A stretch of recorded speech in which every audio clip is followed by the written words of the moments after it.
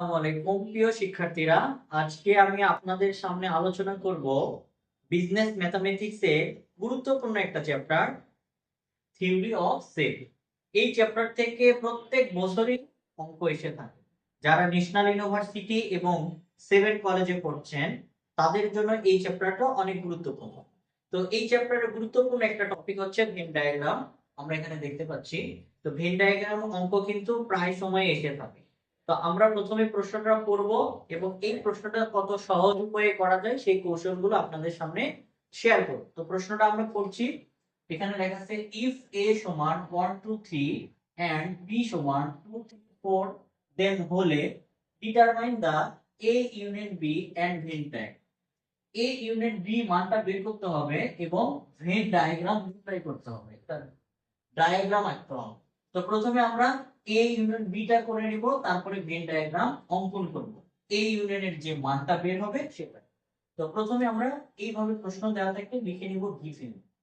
আমাদের যা যা দেওয়া আছে, a সমান দেওয়া আছে 1 2 3 and b সমান কি দেওয়া আছে 2 3 4 হলে দেন মানে হলে, তাহলে কি বের করতে হবে a ইউনিয়ন b।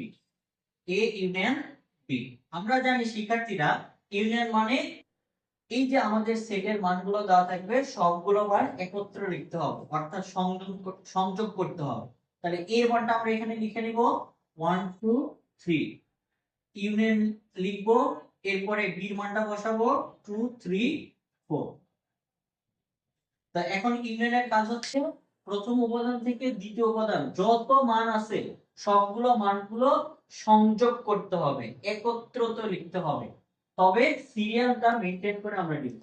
তো এখানে আমরা এখানে কি কি দেখতে পাচ্ছি আমরা, যে 1 2 3 এখানে 2 3 4 আছে। তো আমরা যদি সিরিয়াল ওয়াইজ লিখতে চাই 1 2 3 4 এইভাবে আমরা যদি লিখি তাহলে কিন্তু ইউনিয়নের কাজটা হয়ে যাচ্ছে। তো আমরা এখানে a ইউনিয়ন b আমাদের বের করতে বলেছিল, অলরেডি আমাদের a ইউনিয়ন b এর রেজাল্টটা কিন্তু বের হয়েছে। এরপরে কি বলেছে এন্ড ভেন ডায়াগ্রাম। এই যে আমরা রেজাল্টটা পেয়েছি, এই রেজাল্টের আলোকে আমাদের কি করতে হবে, ভেন ডায়াগ্রাম, একটা ডায়াগ্রাম আঁকতে হবে।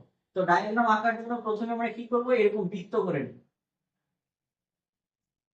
আপনারা যারা শিক্ষার্থীরা আছেন অবশ্যই এগুলো কম্পাস দিয়ে একটু করে নেবেন, তাহলে একটু সুন্দর হবে। আমারটা যদিও অত সুন্দর নাও হতে পারে কারণ আমি হাত দিয়ে অঙ্কন করছি।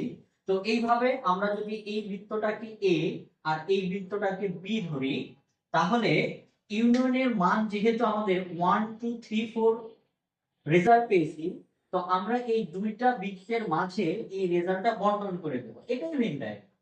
তাহলে এখানে আমি যদি চারটা উপাদান আছে, আমি যদি এখানে লিখি 1 2 আর এখানে যদি 3 4 লিখি তাহলেই কিন্তু হয়ে যাচ্ছে। তাহলে এটা কার মান লিখলাম শিক্ষার্থী বন্ধুরা, এটা কার মান লিখলাম, a ইউনিয়ন b এর Venn diagram, a union b এর ভেন ডায়াগ্রাম। তো চাইলে এখানে আমরা লিখতে পারি যে a union b, a union b Venn diagram. তো নিচের অংশটা আমরা একটু লিখে দেখাবো যে ভেন ডায়াগ্রাম। তো এই যে আমরা কত সহজ উপায়ে a ইউনিয়ন b টা বের করলাম এবং ভেন ডায়াগ্রামটা নির্ণয় করলাম। তো আজকের ক্লাসটা কেমন লেগেছে অবশ্যই আমাদেরকে কমেন্ট করে জানাবেন।